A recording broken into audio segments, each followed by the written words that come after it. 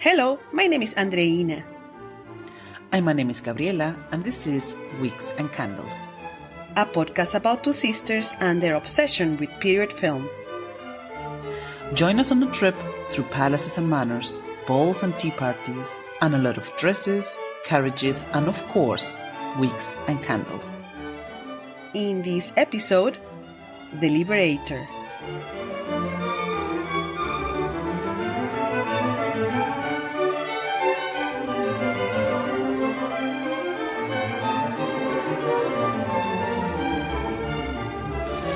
Gaby, I'm so excited today. We are recording a special episode. Oh yes, Nene. Special in so many ways. First of all, it's our season finale.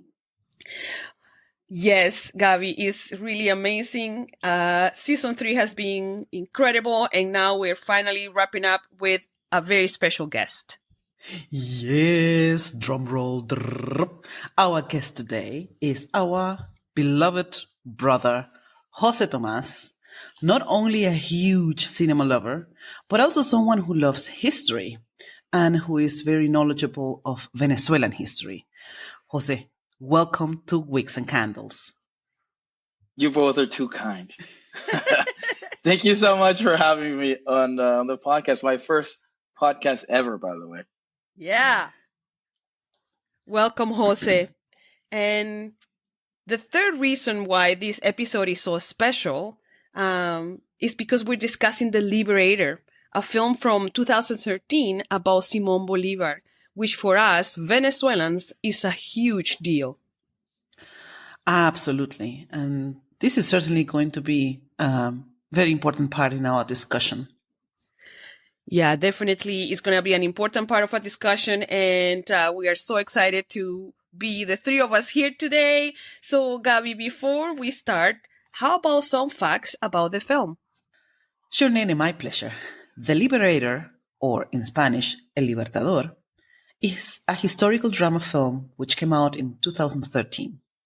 It was directed by Venezuelan director and producer Alberto Arvelo, and it stars Edgar Ramirez in the main role as Simón Bolívar, Juana Acosta as Manuela Sáenz, Danny Houston as Martin Torkington, which, by the way, was the only fictional character in the film, Gary Lewis as James Rook, just to mention a few of the main characters. The movie debuted at the 2013 Toronto International Film Festival as part of the special presentation section, and afterwards it was selected as the Venezuelan entry for the Best Foreign Language Film at the 87th Academy Awards, making the January shortlist. As I said, it was directed by Alberto Arvelo, who has directed a important series of documentaries. The script was written by Timothy Sexton, and the cinematography was made by Javi Jimenez. And this is something that I found interesting. The producer team is very interesting. The producers were Winfried Hamacher, who's German and who has lived in Venezuela for many years, and who was interested in making a film about Simón Bolívar for a long time. And also by Ana Leonard, who is a Spanish woman. So these two components make it very interesting in the entire production setting.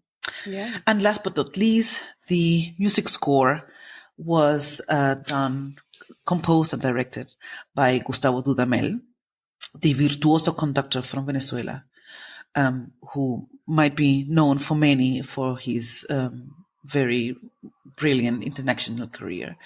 And there's a piece of trivia to this. Originally, Alberto Arvelo, the director, was actually not counting on Gustavo Dudamel composing the entire score for the film. So he just approached him and asked him for his opinion on a song and an idea that he had for the music. And Gustavo Dudamel started playing with it. So actually he was just supposed to be an advisor for the film music. But at the end, they both got tangled up in that idea And he ended up composing the entire music score for the film. And the cherry on the top was that they played and recorded the entire music score with the Simón Bolívar Orchestra in Caracas, in the Simón Bolívar Hall in Caracas. Wow. So that adds up to the entire musical value and the entire symbolism that this film has for us Venezuelans. Yes, so those are the most important facts and the little bit of trivia about the making of the film. How about a short summary on the plot, Nene? Thank you very much for those facts, Gaby, and especially for that trivia piece about the music, which I didn't know. And yeah, it's very significant that was played and recorded by the Simón Bolívar Orchestra in Caracas. That's pretty amazing. Yeah, so as I always do, I'll try to give a brief summary of the plot without revealing everything, even though this happened over 200 years ago. So let's go. The Liberator tells the story in wide strokes of Simón Bolívar, the military leader and most important Venezuelan historical figure.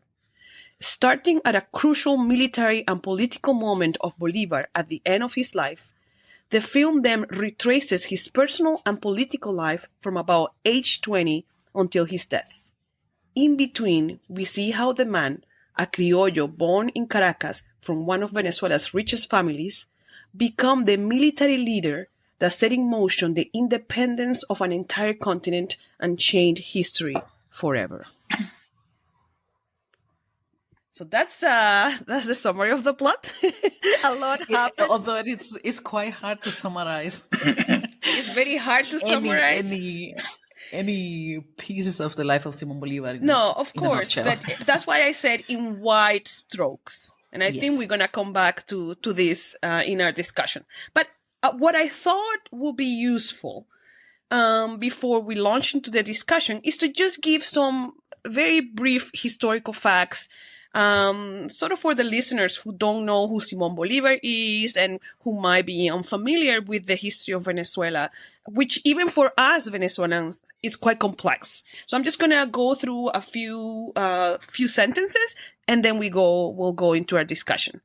So Simón Bolívar was born in Caracas in 1783 in the Capitancy General of Venezuela. It was not Venezuela then yet. He was a criollo, which meant he was the son of Venezuelan-born Spanish parents. The Bolívars were one of the city's wealthiest families, and Bolívar received a thorough and solid education abroad. He lived in Spain in his late teens and later completed the European Grand Tour. It was while in Europe that he met his future wife, Maria Teresa. They married and moved to Venezuela in 1802. Bolívar's political career spans 30 years, from his early 20s to his death in 1847. He dedicated his life to fighting Spanish rule in the Americas and dreamed of creating a large South American nation called La Gran Colombia, and eventually led armies to battles that contributed to consolidating the independence of Venezuela, which was signed in 1811, the first in South America. So it's a very brief biography of him with some facts mixed in there, and I guess That's a great. Yeah. Sorry, man, that's a great summary. Yeah. Let's. Thank you. We have to admit that preparing for this podcast has been one of the most challenging times that we ever had in this podcast, because we are supposed to know all this history, but we realize that we know much more about the myth than the actual facts of history, especially since we've been living abroad for a long time. This is very complex history. There's a lot of facts, so it was a challenge, but we're gonna try to look at the movie more from a period film perspective than a historical film perspective. So All right, Gaby, do you want to lead the discussion or? I can start. Okay, excellent. Let me introduce the first topic of discussion. So, Simón Bolívar is the first topic. We know the hero, we know the legend, the visionary politician from history books at school. And this is what we learn as Venezuelans. This is what we learn from him. Yeah, what an amazing visionary he was. But we knew nothing about the man, about the person. And while researching for this film, we found out that the director and the producer, they decided to focus the film on the man, because they said, just what you mentioned before, the story itself, the historical part of it is so complex that they said, okay, this has not been done before, so let's focus on the man alongside the historical part. And even though this was the focus for them, it was very important that they had an absolute impeccable throughout research on all historical facts. Nevertheless, the focus on the film is on the man and not the hero. So knowing us and having our perspective as Venezuelans, that he was the hero, the legend, and we're seeing now a little bit more of the man. What are your thoughts on this? Did you get a good glimpse on Simón Bolívar as a man and not a legend? I don't know. Jose, do you want to start? Yeah, I can start. I mean, I think it's, well, you both highlighted, right? It's a Simón Bolívar story. It's complex.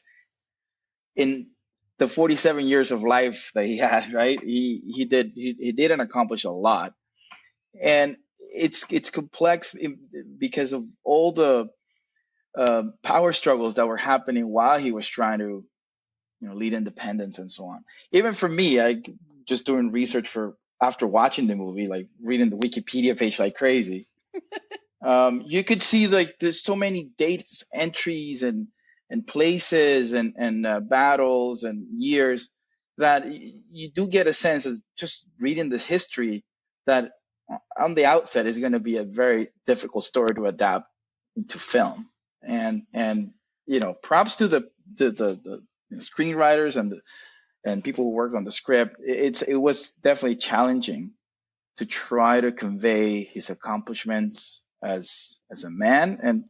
But I think in some ways they did hit like all the marks of the important things of his life, his upbringing, and try to just portray an image of him in the beginning as just someone who had different aspirations for a man of his time. But it's I don't know. There's so many things that occur in his life, personal and then historical, in the sense of the things that he was accomplishing with the men he was fighting, these wars and so on.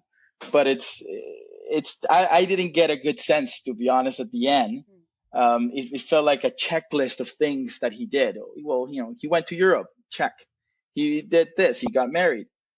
But it's also not a very linear story, as we're saying. And I don't know if I got to understand more of who he was at the end. But I'm curious because how other people who are not familiar with the story, how they would interpret it.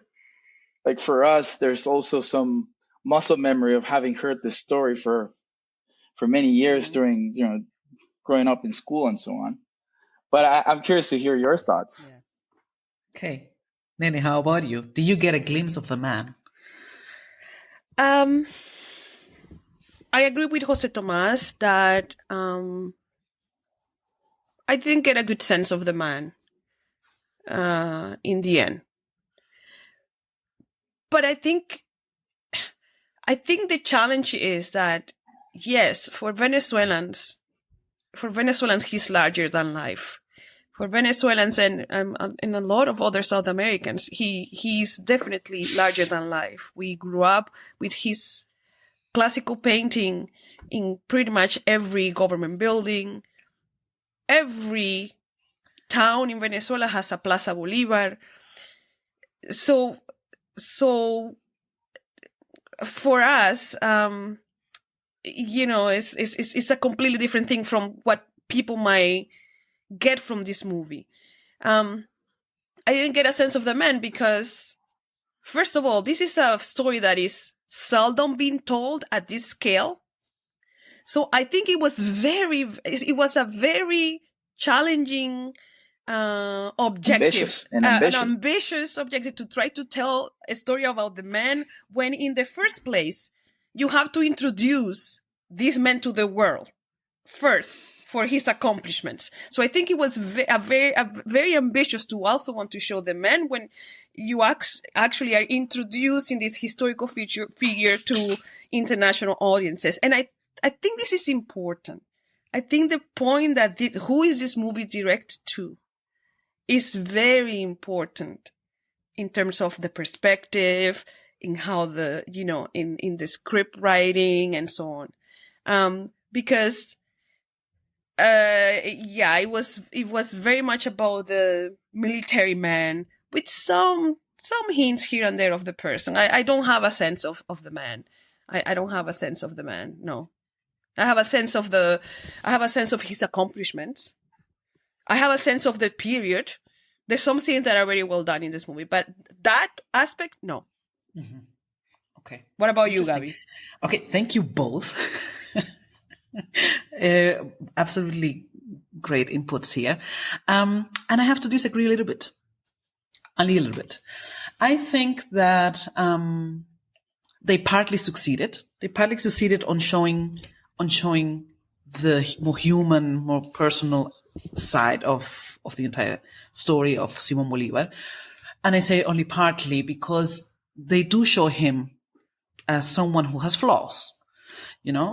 We, as I said, and this is why I made the introduction with, we know the hero, we know the legend, from history books. And I found it interesting how they portray him being sometimes he had a tendency to get very angry, or he was very interested in women. Mm-hmm. He was like a playboy in Europe. There's a scene when he's in a casino or in a salon, and he's playing cards. I like that scene. And he was like, I'm rich and I'm good looking and I'm smart and I can speak French and I have a ladies here. I like that. This is something that I would have never thought. As a schoolgirl reading history books, I would have never imagined Simón Bolívar playing cards being the high socialite in Europe. So I think it fits his character, right? Too, that he was rebellious too. Yeah, exactly. It fits building that character. Building up that character, and how much self-confidence he had, So I think that showed some aspects of who could have Simón Bolívar been as a private person, and not the visionary politician. And we see him in love, which another thought that I would have never crossed my mind reading history books in school. Yeah. He was in love with his wife. He was incredibly in love with his wife, María Teresa del Toro, who he met while being very young in Europe, as you said, Nene, while he was in Spain. And they got married very young and very fast. And he was completely in love with this woman. And I found that very endearing, to show the soft side of someone who afterwards went to such hardship, physical and mental, and of course, from their professional point of view. So I think they did that partially quite well, to show this kind of flashes of who could have the private person be. And on the other hand, these accomplishments, I found them a little bit missing. What I missed was, how did this private socialite rich man got to think, I have a plan, and I believe in the idea of freedom and independence. Mm-hmm. They missed that. They missed how he developed into that concept. Absolutely. I agree with that very much. Yeah, I agree with that too. And I think it speaks to the lack of exposure in some of the acts in the movie, where I would have liked to have a bit more understanding of the historical context or background of what was happening. And I think for audiences too, like you're watching the movie, if you're not familiar with it, you might be, wondering, okay, what is happening now? Where are they here? Why are they going there? Why are they fighting so and so? And they definitely would have benefited from that. I do agree with Gabi on what he said about that first part of falling in love and showing a little bit more of his personal life. And I found that was actually a little bit more of the stronger side of the movie, that first act. And I think I mentioned this in some early offline discussions about the movie. But I felt that the first act flowed really well of his upbringing, his spirit in Europe, falling in love, getting married, coming back home. I thought that was done, and it might be a very traditional way of presenting that side of the story of someone, but I don't know. I thought it flowed well. It felt it was edited well. You were following along pretty well, and it illuminated a part of his life as a man. But I don't know if that carries throughout all the way to the end. So it kind of flames out after that first act. Essentially, up until his wife dies, becomes and he's grieving and all that. And I think then it gets into another side of the story. You sort of miss that. So by the end of the movie, it's been so far along that from that first act that you've sort of kind of forgotten those things. Yeah, that's my take on it. Yeah.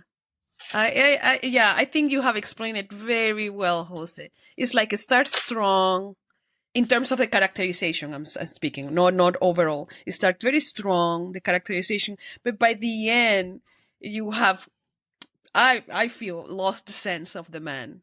Very well said. I think so. It's been so long, and what I found was that, I do remember studying this in school. I do remember that as kids, there will be some more romanticized versions of Venezuelan history. Like they will come and sell this beautiful collection of books where they had like very easy versions of Venezuelan history, and they will have like, all the key moments of Bolivar's life, like his parents die very young, he was raised by a slave, Hipólita, and you have all these, and the movie hits all of this very well. He meets Maria Teresa dies almost just like, I think a year after. A year. Oh my gosh, not even a year. It's such a tragedy. Like it really is a tragedy in his life, that he was an orphan and then he lost his wife so fast, which might help explain why he becomes so passionate for a cause. But what I want to say, that I agree with both of you as well, is that this is a rare movie. I want to preface by saying that this is a good script. I think this script is very solid, especially that it had to condense a lot of history within 2 hours. I think the script is good. But this is a rare case where you want more exposure. And we were saying this offline as well, because you often say movies, we don't want exposure. You have this character kind of standing there by the fridge and just reciting facts. And you're like, okay, exposure. But this movie, this movie is the rare instance where you need a little bit more exposure, because the leap, like you said, Gabi, the leap between the man who was in pain to the thinker, to the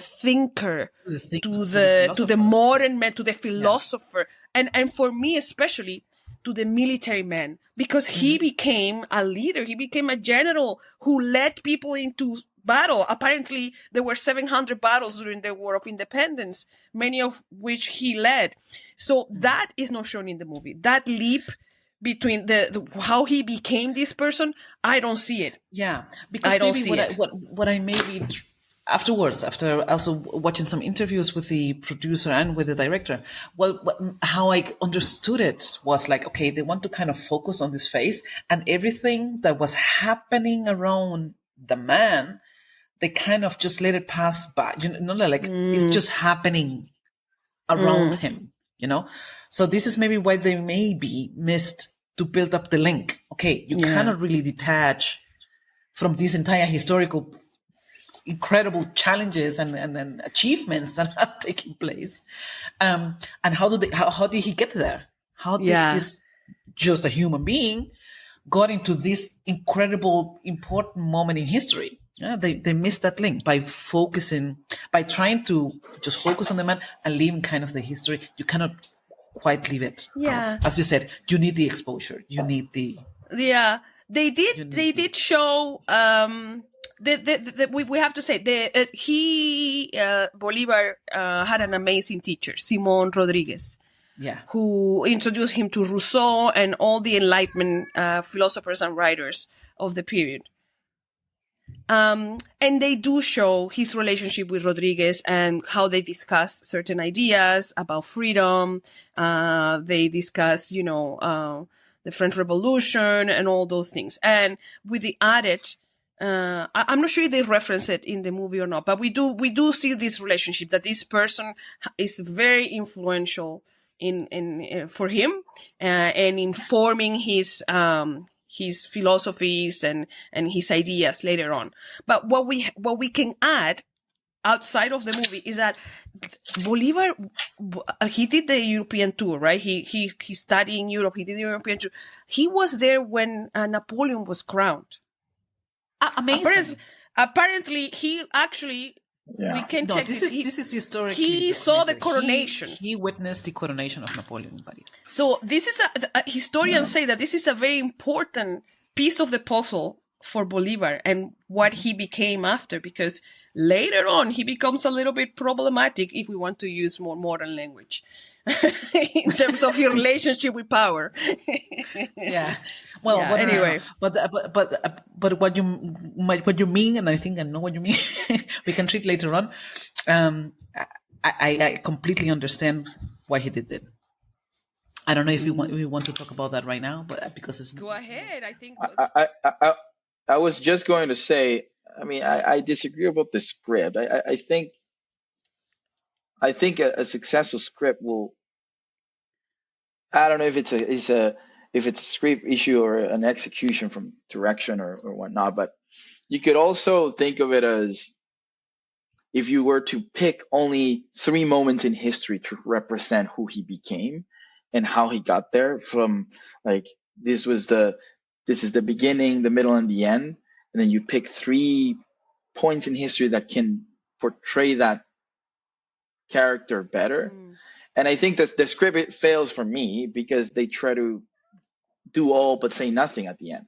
So they try to cram everything, but you end up just touching the bare surface of things. So I don't know, they did show some political infighting at the end, which is this is where the story becomes a bit more complex anyway. But I don't know. For me, I think that's actually the part where I think it's weak. But I don't know, maybe we can get into some of the other points. Yeah, because I was also missing like the relevance of each historical, as you said, if they had just picked like 3, if I was missing like that they show the relevance of what he had just achieved, so that you can kind of get a perspective of, well, this man achieved amazing things, They portrayed it too superficially and also a little bit confusing, so that you, as I said, that you don't really get a glimpse of the importance of what just had happened. You see a lot of battles, and you say, okay, was this important? Was this just a battle? And yeah, and I think the stakes, right? The stakes. And so for the listeners, right, Venezuela at the time was just a colony from the Kingdom of Spain, essentially, and so was, I believe, some of the other countries in South America, right? Yeah. So the similar, and then you can use the American history as a form of parallel.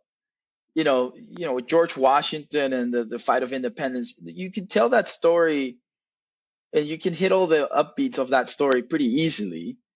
And maybe it's because we're more westernized and we're familiar with that story, by just proximity to them. But it's a story that you can kind of tell very easily. The Venezuelan history and the history of South America, by extent, it's not as easy. So you need to be careful how you treat those moments, how you set up the stakes, why they were fighting for independence. Some people have argued that perhaps we shouldn't have fought for independence at that time, because Venezuela and Colombia and some of the other countries were essentially rural countries, mostly populated by farmers who really had they weren't in it to fight. They weren't thinking of independence.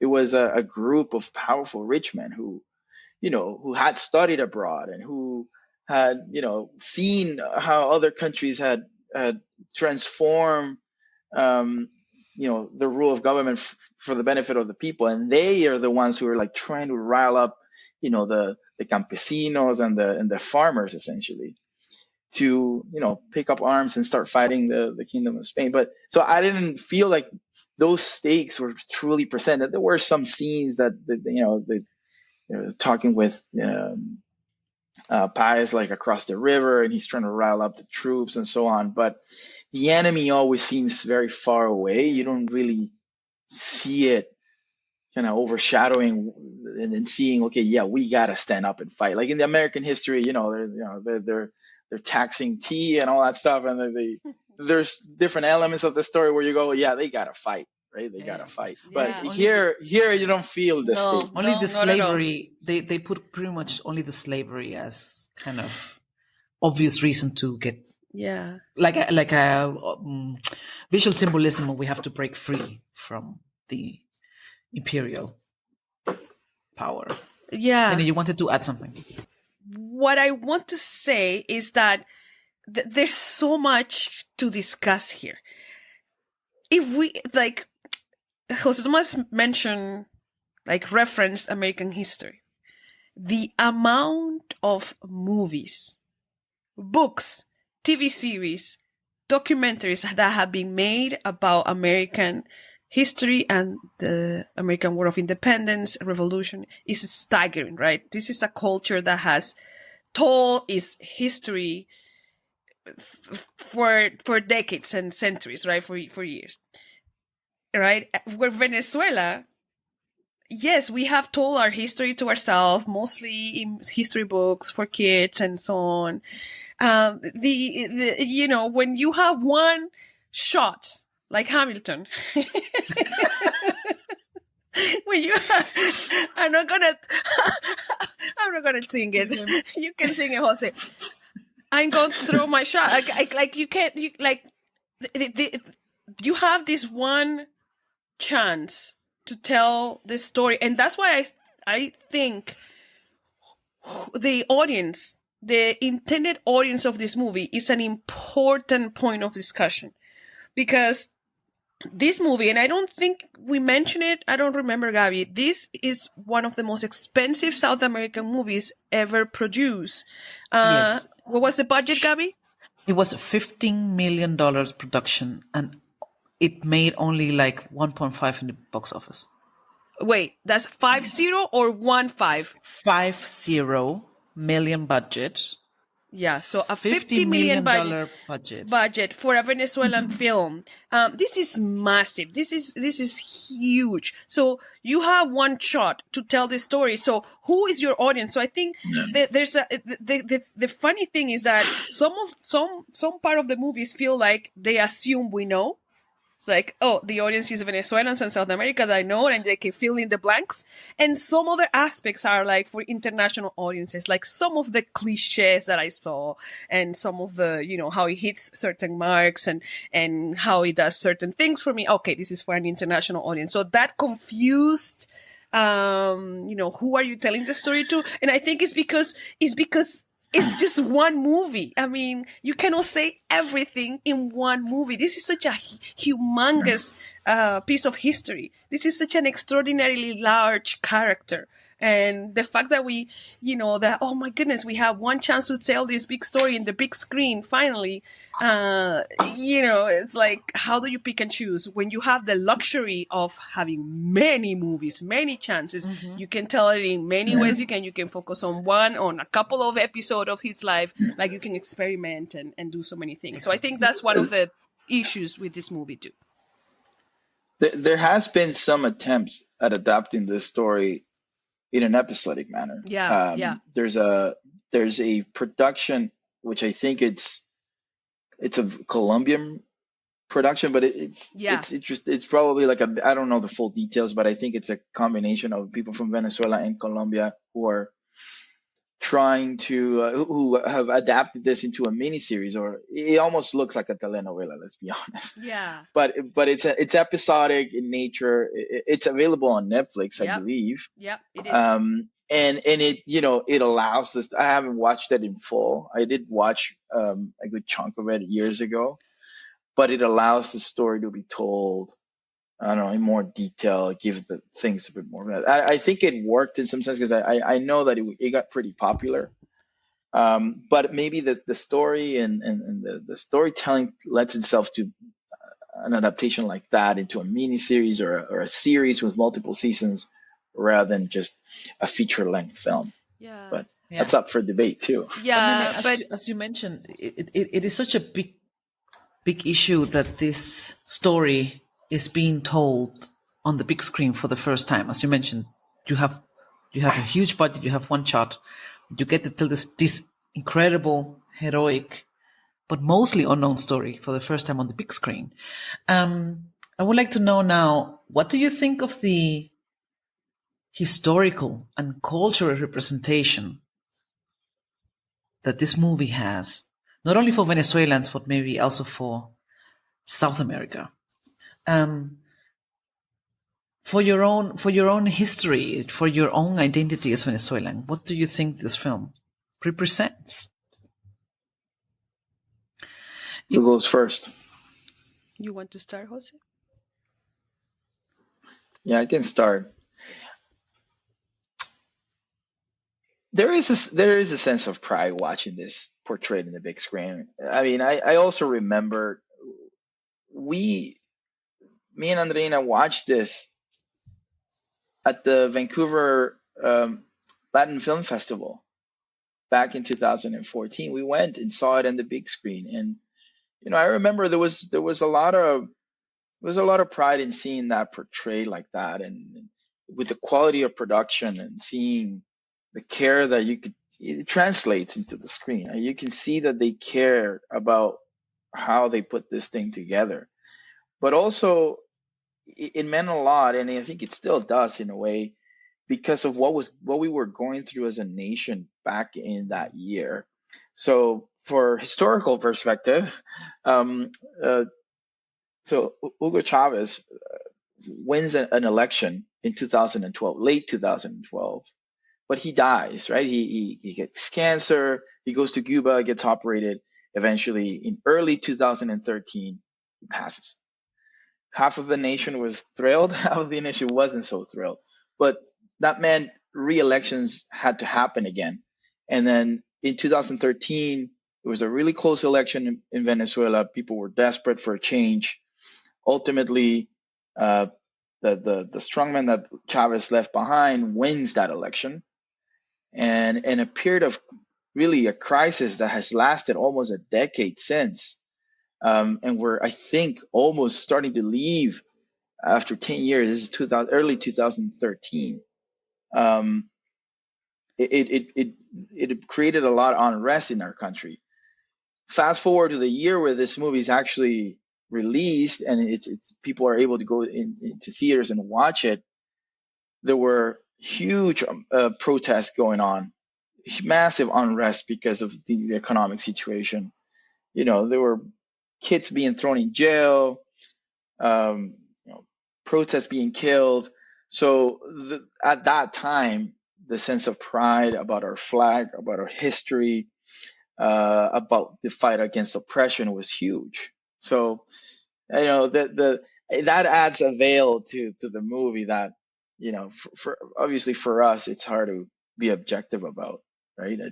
So even watching it in preparation for this, I watched and I'm like, yeah, I remember very clearly how we felt back then, and it adds to it. And I think, I mean, I haven't talked to Colombian people who have watched the movie, but Simón Bolívar also means a lot for people in Ecuador, for people in Colombia, and in Bolivia, and some of these other countries. And it'd be interesting to hear what they think of it. But for us, it meant a lot too, because of what we were going through as a nation back in 2014. But anyway, that's just my callback. Amazing insight, and I love it that you put it in the context of when the movie was released. And maybe we have to add here, when we say Simón Bolívar was a philosopher, a thinker, a visionary, and so on, he represents for us the sense of freedom, democracy, independence, strength, own identity, and democracy. He brought the concept of democracy for a little while into the Colombia, for a little while. So then to see what was to see, okay, our nation, our country was founded as a country on this ideal of freedom, democracy, independence, own identity, and our hero achieved so much, and then to see ourselves reduced to complete anarchy and chaos, and seeing the democracy of our country completely at stake is a struggle that for us Venezuelans maybe will last for an entire generation to come. Absolutely, you're watching your nation being ripped apart. To see the greatness of the birth of a nation end up in where we are right now. Yeah. And I think this is maybe what you were trying to say, Jose Tomas, that in that moment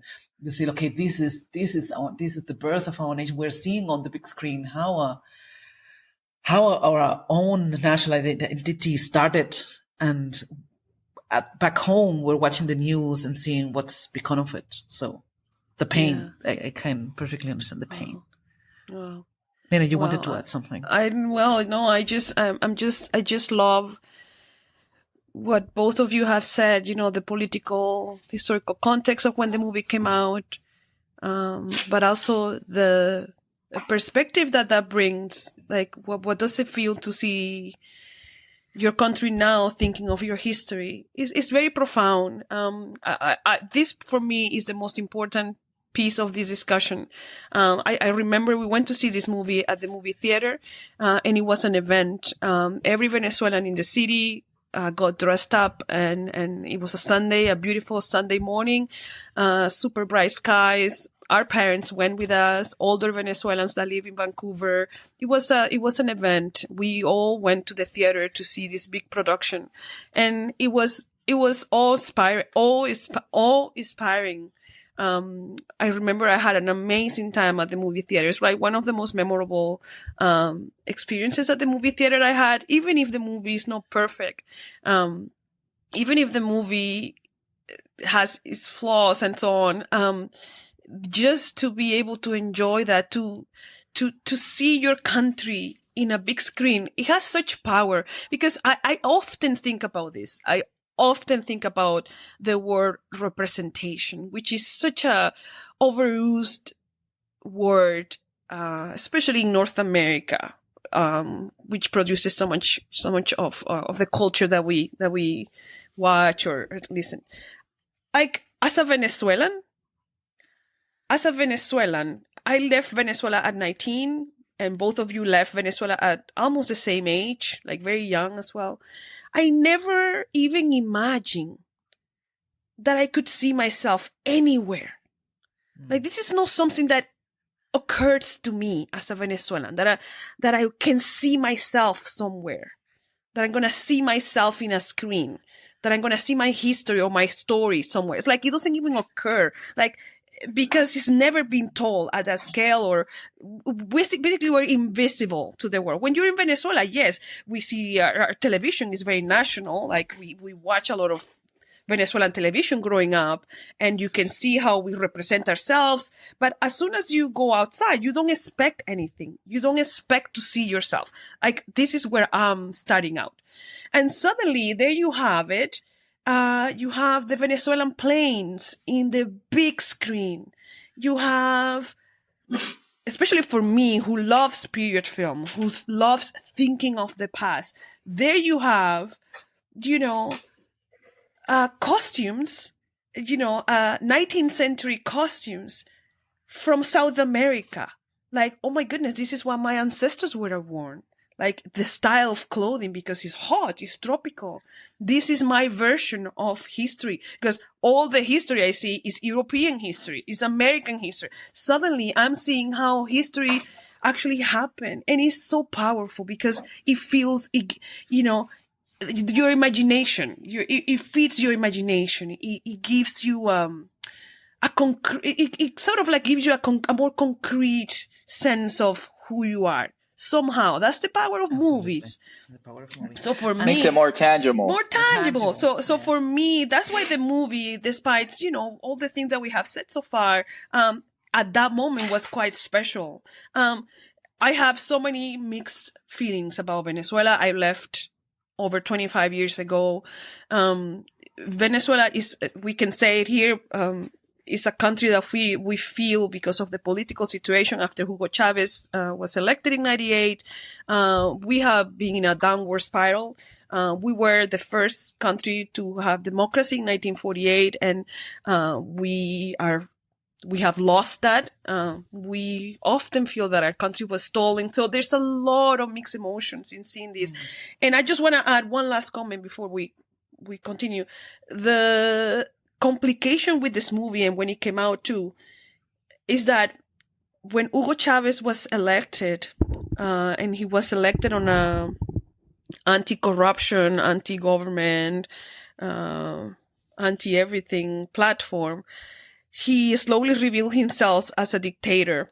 And he was a brilliant propaganda man. Like, he used propaganda very well. That's exactly what he did. And he and his government took the image of Simón Bolívar and made it Chavista.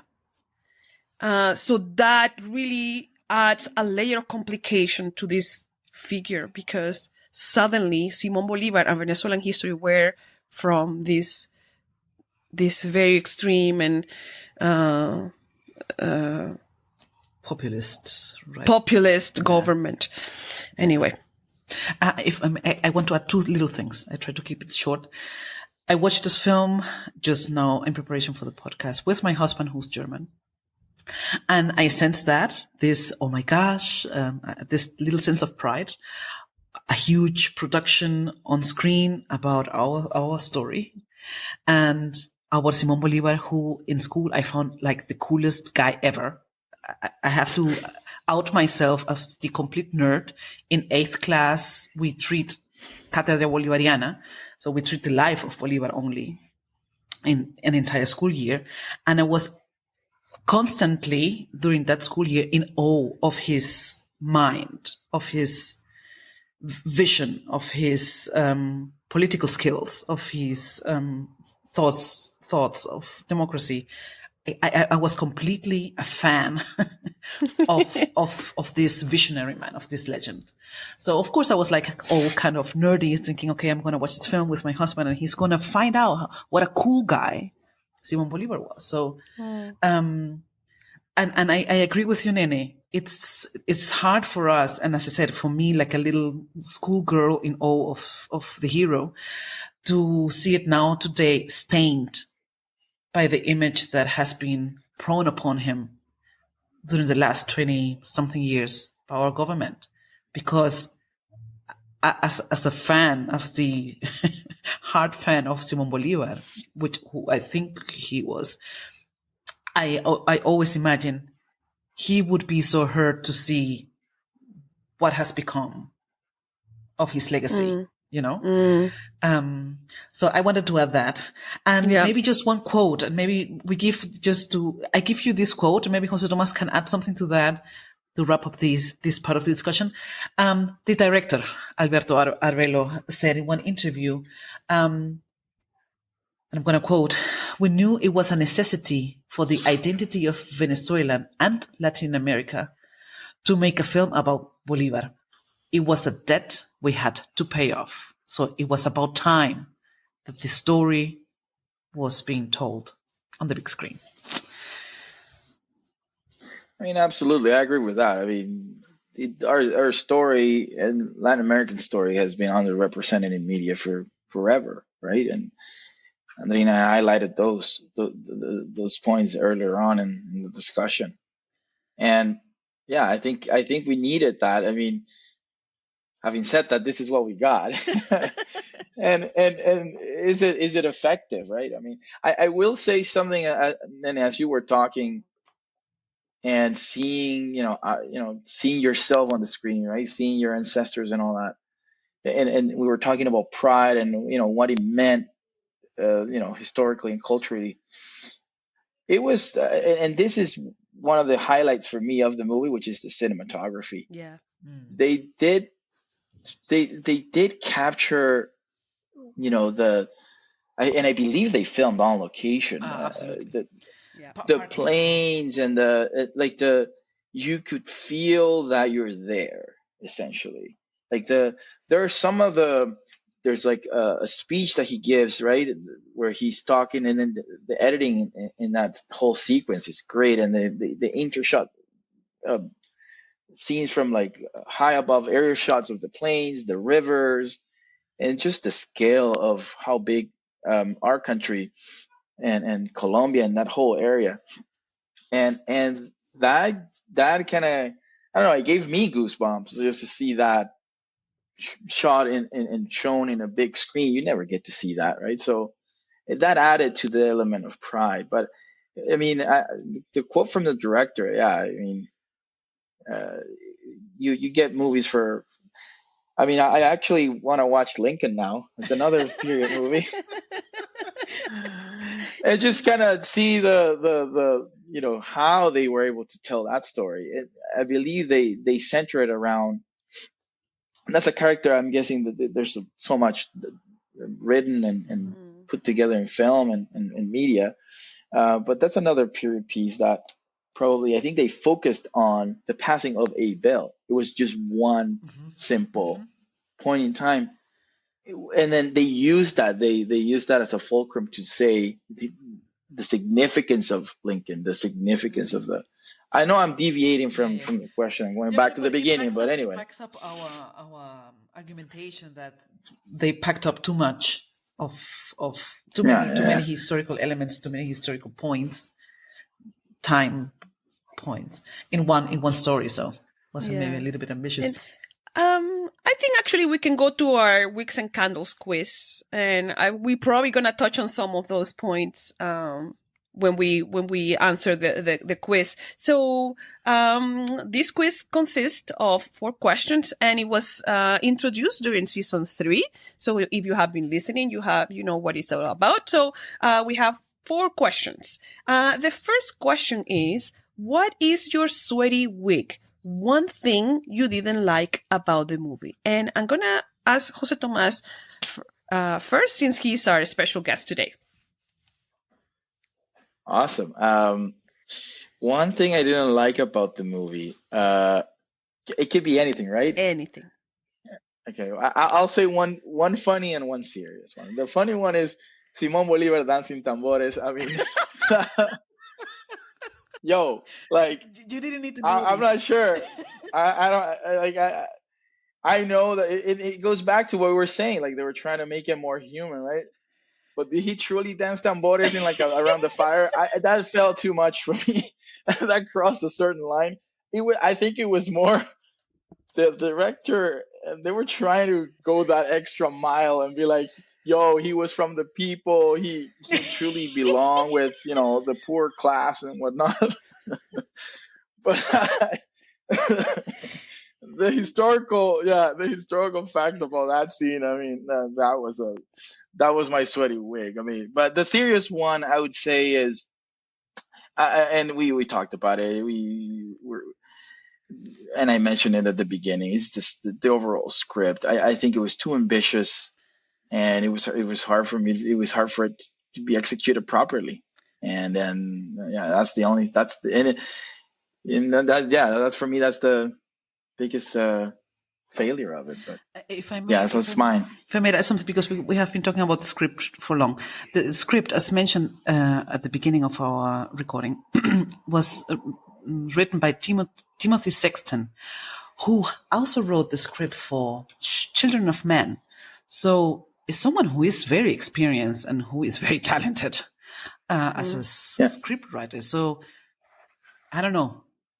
Which is one of my favorite movies, actually. It's an amazing movie. Ever. I think Timothy was just like, he was too huge of a chunk of cake to chew at once, maybe. Yeah. Okay. Okay. Thank you, Jose. Now, Gaby, what is your sweaty week for El Libertador? My gosh, how didn't I pick that? Simón Bolívar and Simón Bolívar.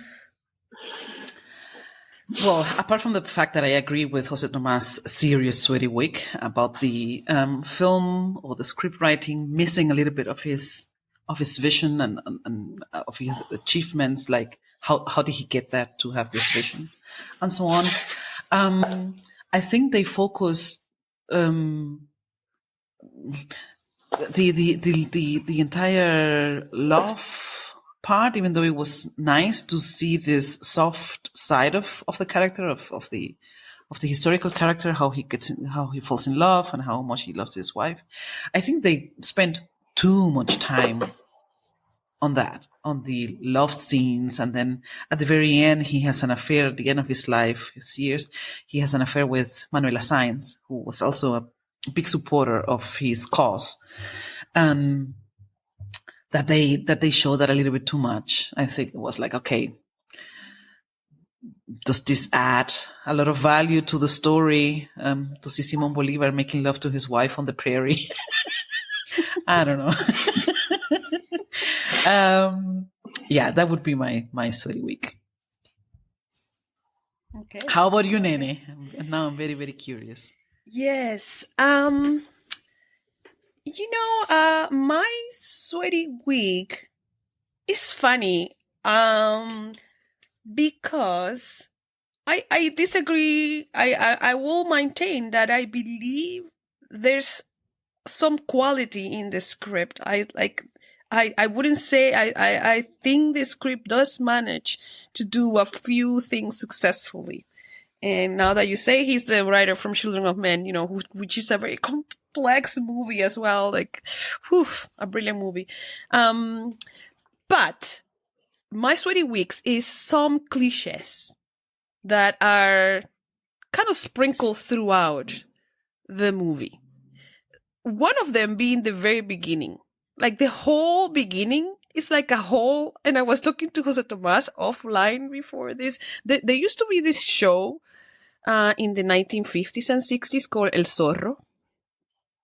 And El Zorro produced by Disney, by the way. Oh, it was a Disney show? production. So it was it was a Disney production. It was in Mexico, and then El Zorro is episodic, right? He's always, escaping, having narrow escapes, and jumping from balconies to his freedom. And there's the bad guys running after him, and he jumps and he falls in the horse, and he gallops away just in time, and then the bad guys just like scramble on the floor and stuff, right? Like jumping from balconies, and it's very South American, very Central American, very Spanish, very colonial Spanish kind of time period. So for me, the whole beginning of the movie had this kind of Zorro flavor. With Bolivar doing a very narrow escape, and it's like, búsquenlo. And not only, búsquenlo. Yeah, "Le tienen que matar hoy mismo," and then the whole voices, the whole accents, the whole thing was like I was watching Zorro. And they do a callback to that Yes. intro later on in the movie. So yeah, Oh so my it gosh, took me okay. back to some of those. I It was forgot about that. it was just funny to me. That was like, oh my god, it's really El Zorro, but it's Bolivar. But it's like narrative device, right? They have like this very kind of dangerous moment, and then they use he's escaping from the Spanish, and then he's remembering, and then we go back. So they use that to do a flashback. But anyway, I found that like there were some little cliches here and there.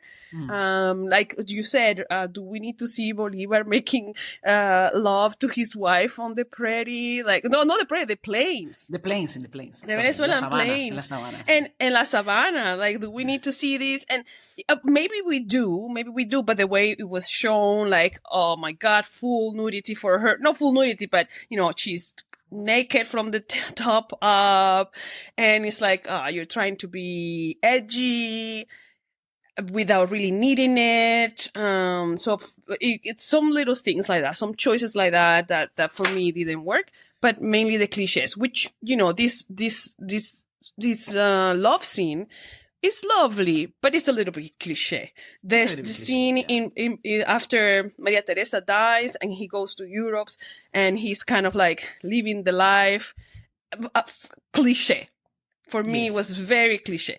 Especially if you've seen a lot of period films, there's always a moment when the hero is so sad and melancholic. He's throwing his life away, drinking and playing games and getting into debt. Like, this is a classic scene where the rich guy is throwing his life away, wasting his money, drinking with women on each side before finding love again. So, so all of those. But if I made add a comment to your sweaty wig with the introductory scene, the first scene of he walking on riding the horse slowly towards his house and getting off the horse and going to his rooms and so on. I love that one. I love that scene. Oh. But maybe until the point where they say, tiene que morir esta noche. He has to die tonight. Okay, maybe until then. I love that scene because I loved, I think the sound editing was great. I think the sound editing was gorgeous. The horse on the gravel, the wooden doors, the steps on the staircase, how he hands up the sword. There's also a sound of how he buckles up the sword and gives it to the butler or whatever, the servant who was taking care. And I found that really cool. And his jacket, I found the jacket amazing. Oh, yeah. You clean it up until morning. Sí, general. I love that scene. I really liked it. And yeah, maybe we're not thinking of the same. I'm thinking of the very, very, very opening scene when he is with Manuela Sáenz and they're having this. That all happens. Then he goes into the room. Then he goes into the room and meets Manuela Sáenz. And I found that funny because he gets into the room, sees Manuela Sáenz, and you see the door opening and they start kissing and, Yeah, very telenovela style. Very telenovela style. They pretty much get on it right away. Like, and the boom. door is open. And the door to this room is still open. Yeah, but that's what I found. That's what I found a little cliche. This whole this man who just came from a military. He's doing his duty, but he's like ready. He's hot and ready, like boom. And it's like a little bit romance novel, which is fine, which is absolutely okay. But it's a little romance novel. It's a little Fabio romance novel. Like he's with the military jacket, and he's like, oh, it's sexy, like woo, like a little fantasy, like a historical fantasy, you know what I mean? But the funny thing is that this really happens. He was with Manuela Sáenz in that room, and she helped him to escape through window, to escape this attempt of assassination. So maybe only the love part is fictional, but the fact that he came that night to this house and he was with Manuela Sáenz in that room, and she said that actually happened. Escape through the window. That happened. Okay. They added up a little bit of. I didn't have that big of an issue with that. No, that's the. But I do know what you mean because I know Zorro. I mean, Once you I'm so see sorry. it, Maybe there's other scenes, but that's the one that I remember. Yeah. That's okay. It's a bit cliche, and actually, I don't have so much issue with that because it's kind of like finally we're having a historical film that takes place in Latin America, which is amazing. But maybe more those scenes in Europe when he's mourning and he's all with two women, and it's like we've seen this so many times. Anyway, let's move on to the second question. The second question in the questionnaire is what is your shining candle? One thing you loved about the movie. Let's start with Jose.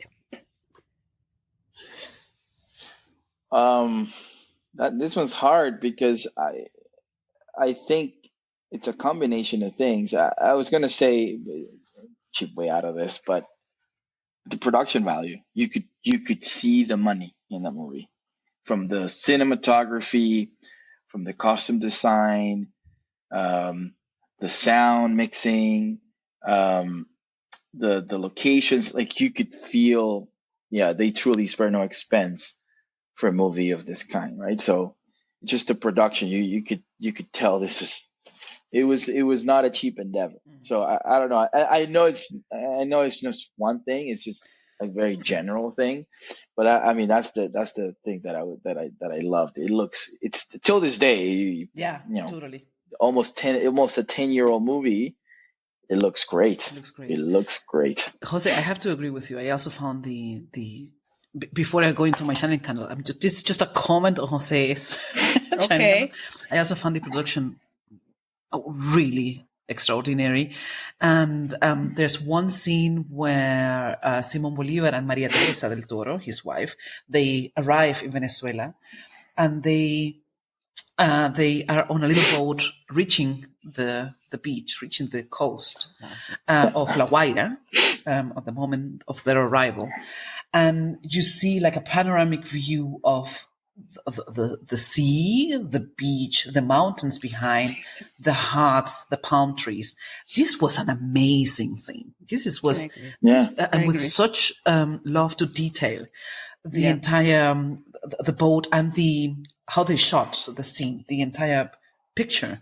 And while watching the making of, I saw that the cinematographer, he took paintings, he took like historical paintings of the period, he inspired for that scene. He inspired himself by seeing historical paintings of the area to create that scene, to create the setting of that scene.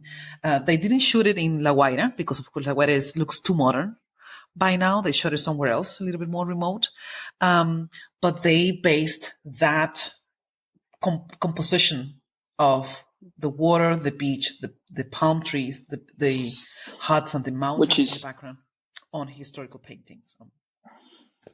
Which is what you would have seen, right? Because you would have arrived by boat, and it was really tropical paradise. Yep. And for some of the coastal lines in Venezuela till this day, it's paradise. Yep. And so you can feel there's also a conversation between Bolivar and Turkington, the English guy. Yeah. And they're essentially having lunch, and the backdrop is this beautiful beach with the ships. That was a great scene. So it's just even the scenes in Europe, you could tell that there was a tension, and there was this quality that truly goes from the beginning till the end of the movie. Like it's throughout the entire film, you could tell like it looks great. So yeah, that was my that's one of the things I loved. Okay, very good. So Gaby, what is your shining candle? It's very hard to choose. I also struggled like Jose Tomas because I liked many things about the film. I liked it.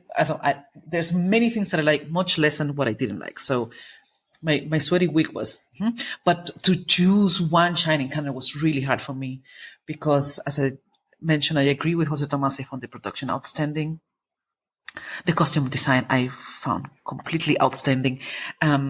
For the first time, we see these jackets that Simón Bolívar wore with this gold. Yes. For the first time, we see them in movement. All the generals. All the military outfits, because we are used to seeing them on money notes and paintings. Old paintings. Yeah, and the banknotes static. in the paintings. The banknotes, yeah. But we have never seen them in movement. And it was a delight to see these costumes in movement and with such high quality design. Yeah. So as I said, it was hard for me to pick one shining candle. And this is not my shining candle. My shining candle is Edgar Ramirez. Oh, really? Yes, my shining candle is Edgar Ramirez. Oh, this is going to be a topic of discussion, I assume. Why Edgar Ramirez? I know Edgar Ramirez very superficially. I haven't followed his career closely. But while watching him in this film, I could sense very palpably which passion he got into it. And his face expression, you could see he was 200% in it. He was, with heart and soul and body, he was Simón Bolívar. He loved, and you could really sense it. He loved playing this role. I found his performance really outstanding, and he could level up the little bit of flaws in the background, what we have mentioned before, that is like incongruency in the storytelling, or that you couldn't really see. Okay, where did he come from? I think with his performance, he could iron a little bit of those wrinkles. You know, he could still gather it all up and say, okay, this is the red flag going through this is the red line going through the entire story. I think his performance was really, really outstanding. I'm very physical. I liked it that he was, running, jumping, whatever. I don't know. Can I counter that? Yes. Go ahead. This is what we do. Go ahead. Well, I mean, obviously there's an element of pride. And for people who don't know, he's from Caracas. He's Venezuelan, right? And so the pressure on someone from Venezuela to portray a historical figure is huge. Having said that, he's credited in his career. Let's say it started in Venezuela mostly, in theater, and I think also in doing television. So he was doing telenovelas back home, right? So, and they were pretty big. So it was hard to miss. And so I watched some of it. I'm not gonna lie. And so some of the delivery. So there, if you guys haven't watched telenovelas, there's this particular style and feel about the delivery of dialogue and things like that.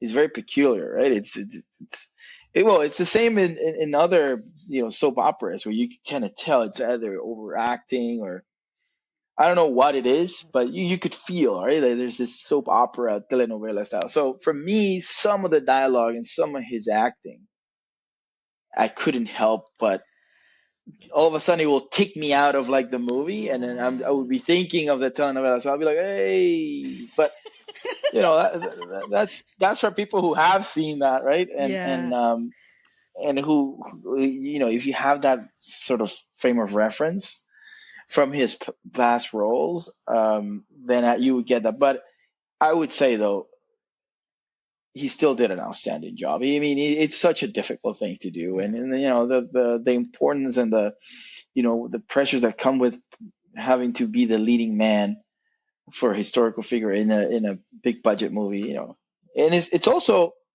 important to know that it wasn't. I think he was still in the come up at this time. He hadn't made himself a big name in Hollywood yet. No, and he had taken like smaller roles in big movies.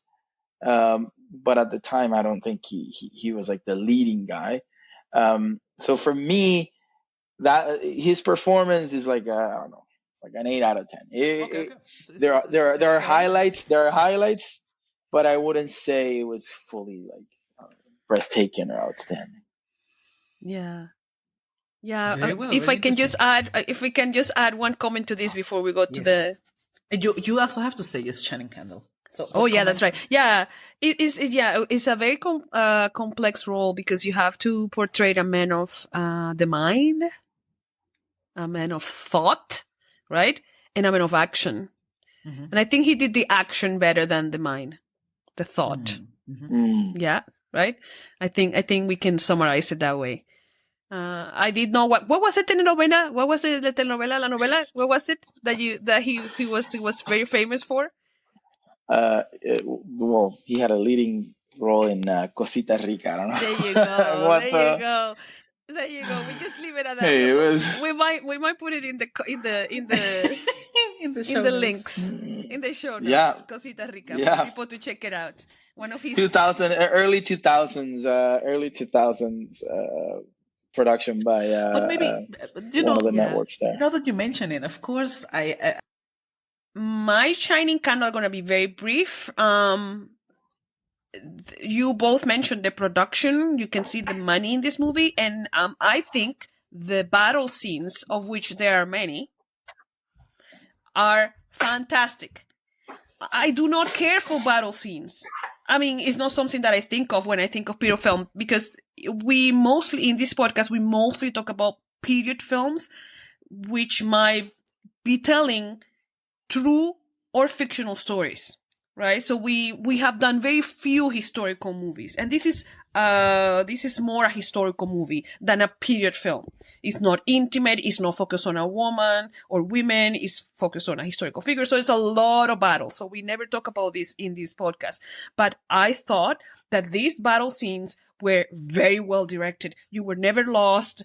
It was very well done. You could see, the two sides. There's one particular battle scene which happens right after that speech that Jose Tomas just mentioned, rallying the troops, where where the two sides concentrate on a bridge and they push. That's a excellently directed scene, and you can see they put a lot of thought into that. So I enjoy those scenes, which is not something that I particularly normally enjoy, and I think they were very well done, and just bring, it really conveys how epic and how hard some of these battles were, and how brave were those soldiers who had barely any training, and it was the common people. It was made of former slaves and campesinos. So, and you can see there were women. It's well done. So that's my shining candle. Those battle scenes, and there's different ones, were well done, well directed. I agree with that. All right. So let's move on to the third question of the quiz. We're taking our time with this quiz. It's okay. So the third question on the quiz is stolen costume or prop. So what piece of clothing or prop would you like to keep from El Libertador? I think we're all going to say the same thing. It's going to be the jackets. It's going to be the jackets. I mean, it looked fantastic. I mean, but yeah, I mean, I'll say for me then it'll be the jackets that the generals wore. There's some sort of symbolism because you grew up looking at it and seeing it everywhere. So seeing it as a tangible item thing that true to the period, and it looked fantastic. And so I don't know, I'm curious about what you would say. I don't think anything else stood out. Yeah, that was great. Yes. So I would say the jackets. Okay. The jackets that the Bolivar and the generals wore. Yeah, the uniforms. You would like to have one in your closet. The uniforms. Yes, very good. I would rock that anytime. I would rock that in for sure. Wow. For sure. Okay. Thank you, Jose. What about you, Gaby? What piece of costume or prop will you keep? Yes, Nene, you know that I'm always very indecisive. This time, I really made an effort and picked only one. All right. Let's hear it. One. But it's still an outfit, so it's several pieces. Be careful. It's not a jacket, even though I completely agree with Jose Tomas. I mean, the jacket was mesmerizing. The entire costume design, by the way, this opening scene where he takes off his jacket and gives it to the lady to wash it. You can also see the shirt he's wearing underneath, and you can feel the fabric. You can see the linen. So it's amazing. So the entire costume. But my stolen piece of clothing is an outfit. The scene where Simón Bolívar and María Teresa arrive in Venezuela and they get off the boat off the coast, and he carries María Teresa on the beach from the boat to the beach. She is wearing an amazing outfit in white. She's wearing a white dress with a little bit of lace on the collar. I think she has a little hat or some kind of headpiece. And she's wearing a little umbrella for the sunlight. Oh. This entire outfit is, for me, absolutely impeccable. Impeccable. So I would like to have that in my closet, including the little umbrella, because I would love to walk with the umbrella to cover my face from the sunlight everywhere I go. That I would keep from the set. All right. How about you, Nene? Well, this is I was very unsure about many things of this movie, like things I like, things I didn't like, things I enjoyed. But this one, I was like, this, give it to me now, please, now. So we mentioned this character, Manuela Sáenz, who was a woman of the revolution. She supported Bolivar. She had her own ideas, and she was a strong woman. We know very little of her. She was from Ecuador, I believe. Anyway, so we have this character, Manuela Sáenz, and when we first meet her, she's wearing traditional women clothes. By the end of the movie, we are in the year 1830, I believe. She and Bolivar meet for one last time. And she is wearing men's clothes. And I just died. I just lost it. This is one of the most beautiful male costumes that I ever seen. And the way she wore them, I just said, please give me this whole outfit. I want to wear it now. I want to put it on right now. I'm going to go do my shopping with this. I want to live with this. I want to sit on my desk and write on it. I need it now, especially the collar and cravat, right? You know, 1830s male costumes. Usually they will have this white collar, and they will have this, I think it's a cravat. It's like, there. Jose Tomas is showing me a photo, and I'm losing it again. She looks amazing, and I'm not saying this lightly. We have seen movies where women wear men's clothes, and I did my whole master thesis on your son, who famously wore men's suits in France, also in the 1830s. But nobody has worn a male costume or like male clothes like this actress in this movie. I am obsessed. I want them all. That Perfect. Is my. I like that you bring this up, and just to add, Manuela Sáenz was really an incredible character. As you mentioned, yes, she was from Ecuador. And she was a revolutionary heroine. And yes, she was. She became, during her lifetime, she became a pretty cool feminist. She didn't know it by then, of course. Yeah. And it's interesting you say that, Gaby, because she doesn't get enough screen time. No, right? None. It's very. You mean in the film? Glance over. Yeah, in the film. Yeah. In the film. And by the way, the actress, and she was great. She had very few lines, very little screen time.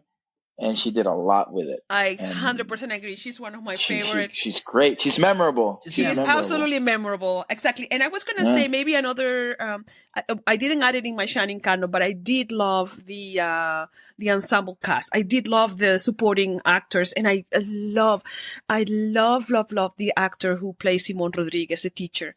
There's something so Venezuelan. Like, it just reminded me of the amount of talent that we have in Venezuela, the amount of talented actors and actresses that we have in Venezuela, because some of these actors were fantastic, and I particularly love his performance.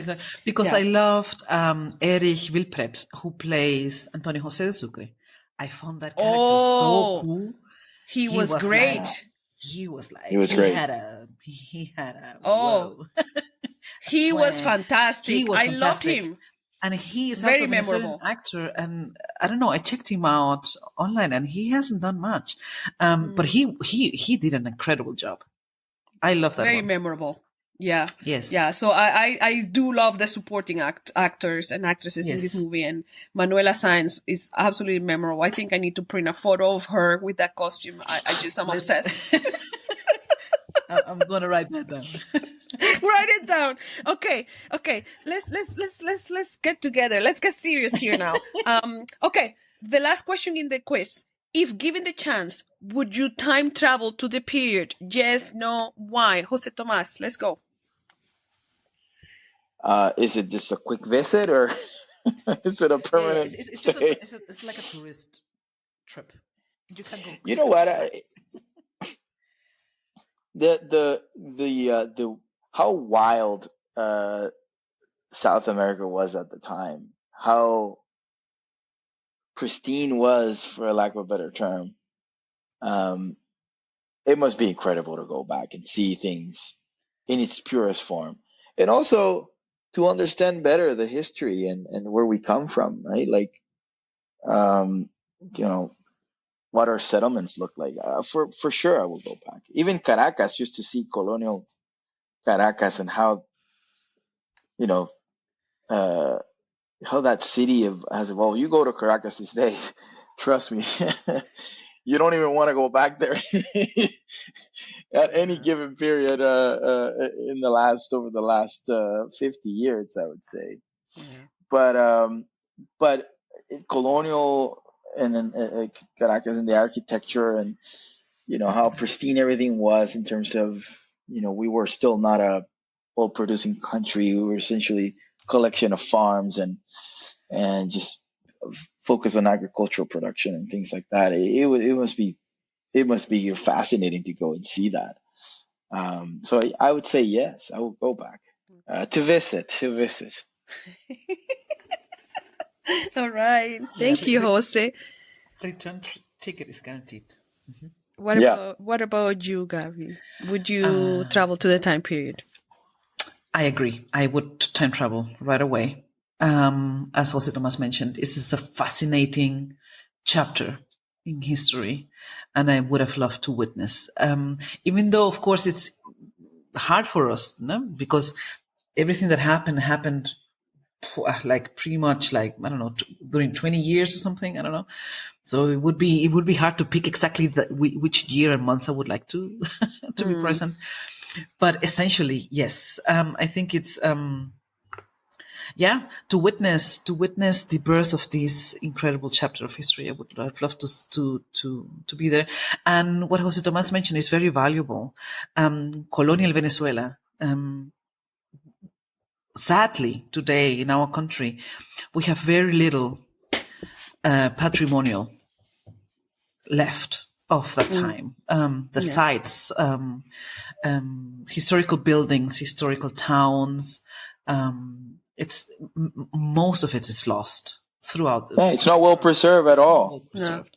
There's a little bit where we were born. There's a little bit in Maracaibo, which has been kind of rebuilt through time, but very, very little left. And of course, in Caracas, there's maybe most of the historical legacy of the architecture of the time is maybe left in Caracas. You can go to the Simón Bolívar Museum and to some theaters and so on. And it's sad because, of course, it's a fascinating time. And while growing up there, we didn't get to touch history that much. So it would be a great opportunity to time travel and see it in all this glamour, because certainly it was beautiful in this tropical surrounding. And then you have this beautiful, very airy buildings, with the inner inner yards and high windows and high ceilings. It was a very beautiful type of architecture. And yeah, as I said, sadly, there's very little left of it. So I would love to time travel also because of that. How about you? Yeah. I am very conflicted about this one. And it's something that we haven't mentioned at all, which is, is very important, that there was slavery in Venezuela, obviously, like in all of the continent of America. The entire American continent, there was a slavery in Venezuela for hundreds of years. Bolívar liberated his slaves when he became the military man. Like, he grew up with slaves and his hacienda, and he liberated them. And there's a lot of representation in the movie of former slaves joining the cause and so on, and all that. The famous tambores dancing scene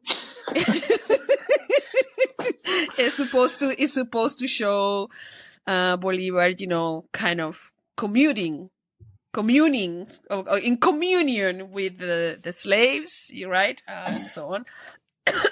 I feel that this period would have been very difficult for women and for me. If I am the same person I am today, I always think about this.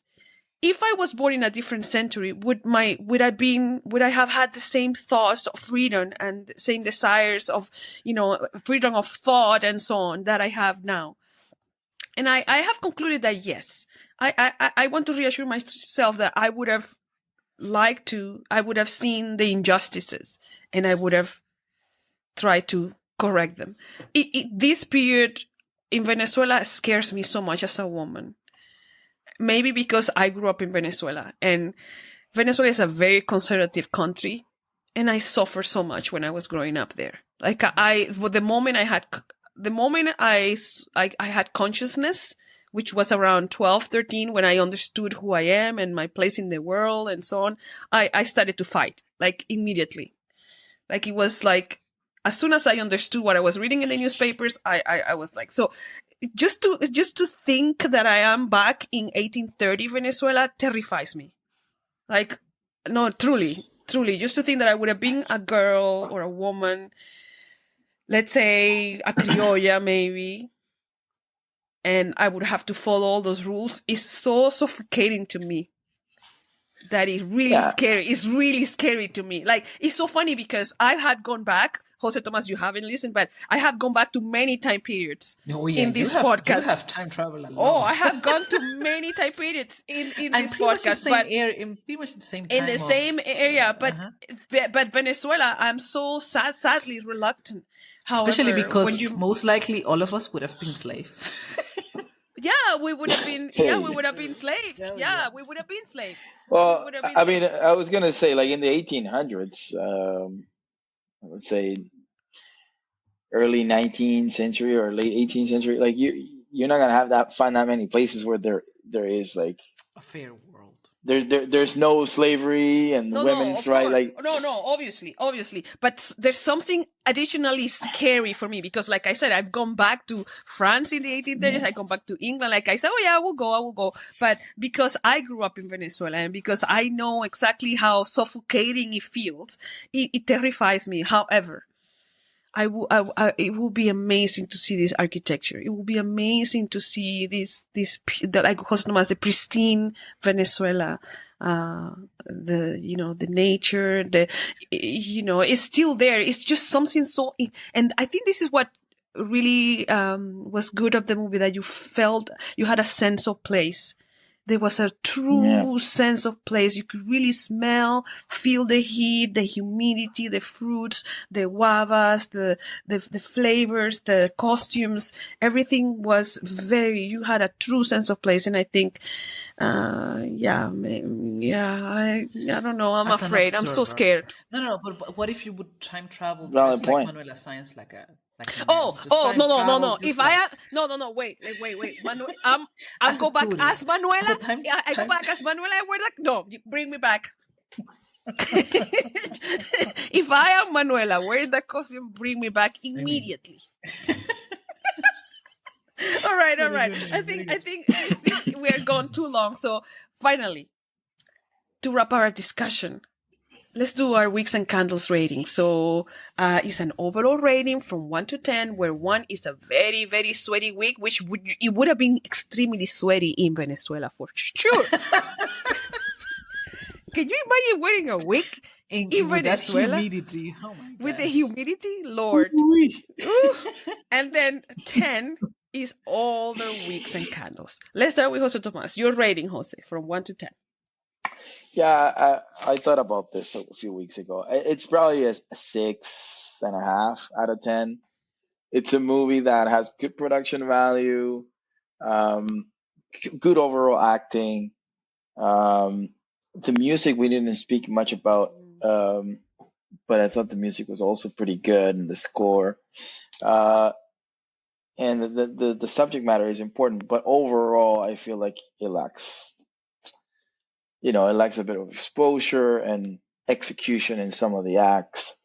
And it's not perfect all around, but it's definitely worth a watch for sure. So I would put it there, 6.5. Very good. Thank you so much, Jose. What about you, Gabi? What's your rating? I'm definitely more generous. I'm definitely more generous. I don't know. Maybe because I'm so emotionally attached to the topic, and I tend to blend out many things because I choose to like other things. I don't know.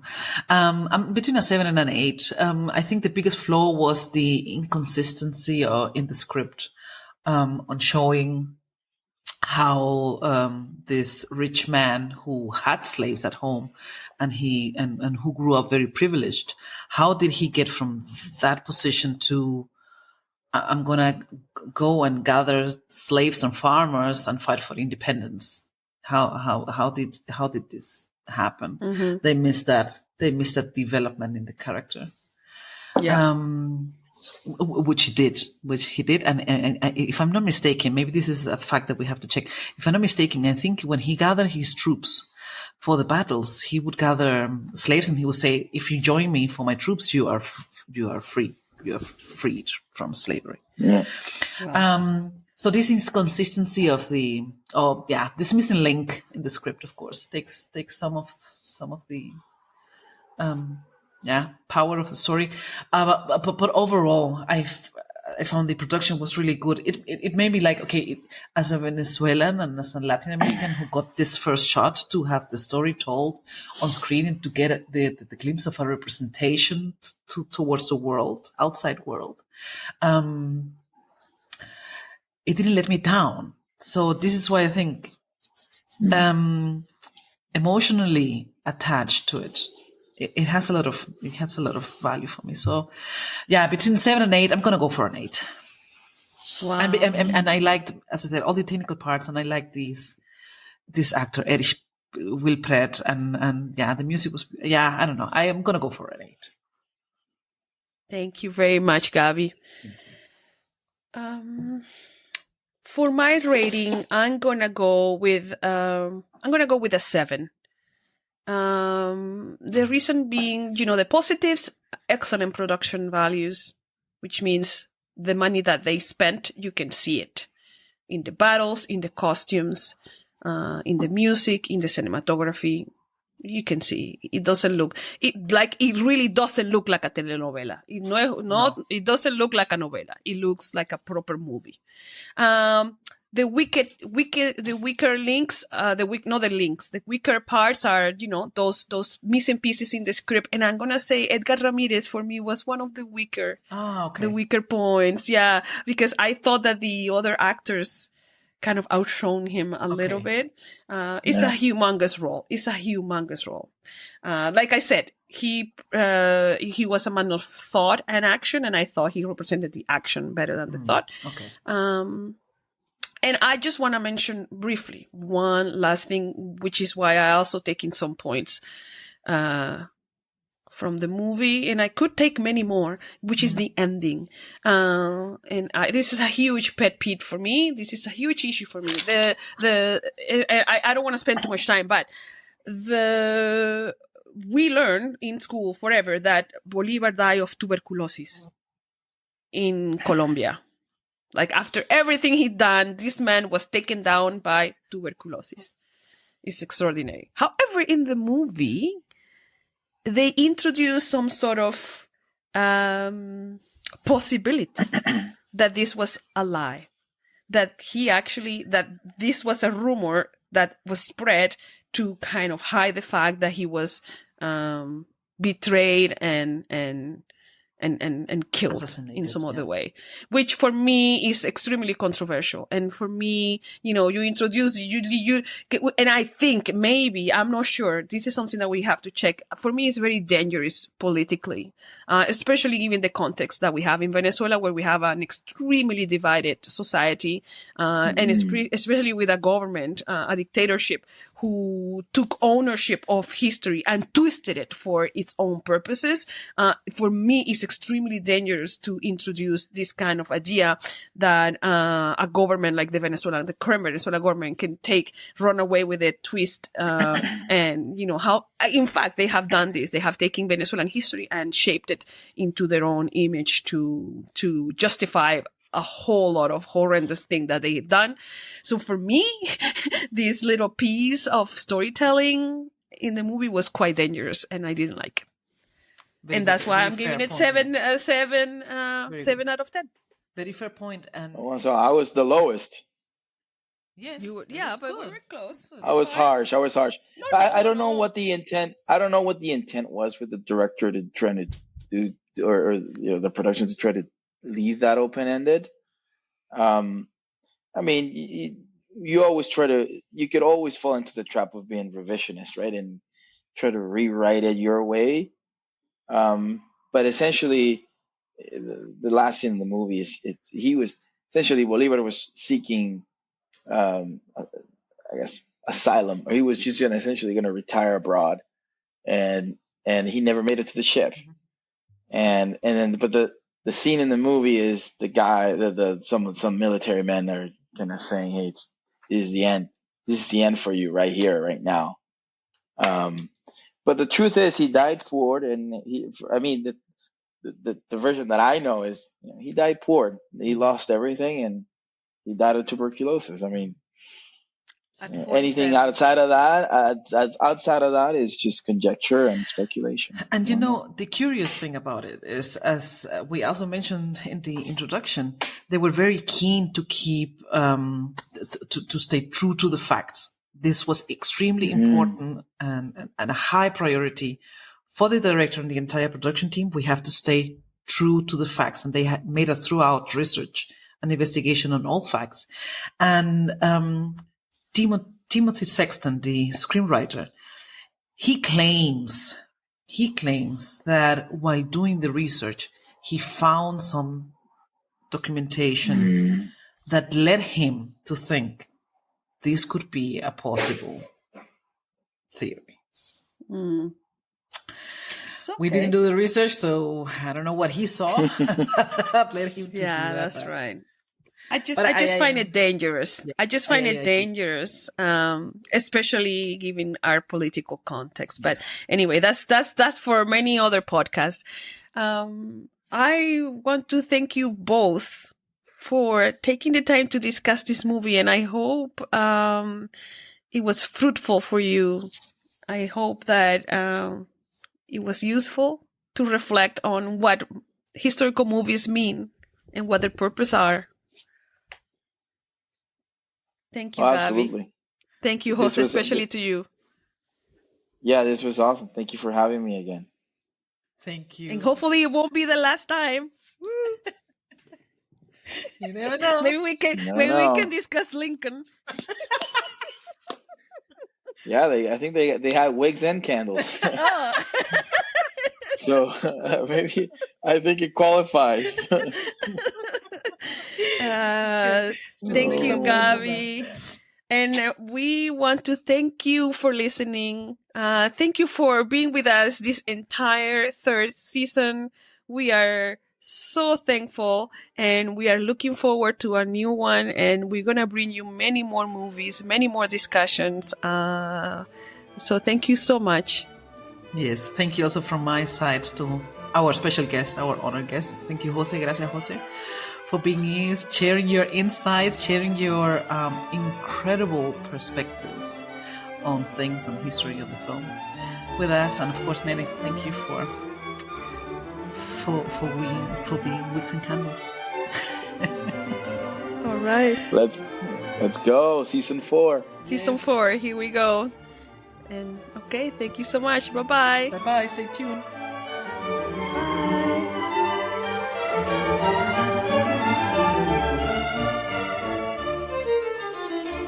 Wicks and Candles is available on Apple Podcasts, Spotify, and Stitcher.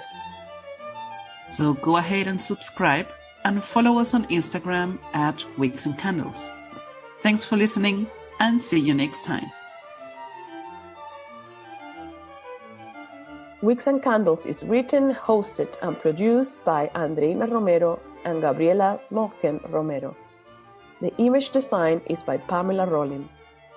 The podcast theme music is the Concerto for Two Violins in D minor by Johann Sebastian Bach.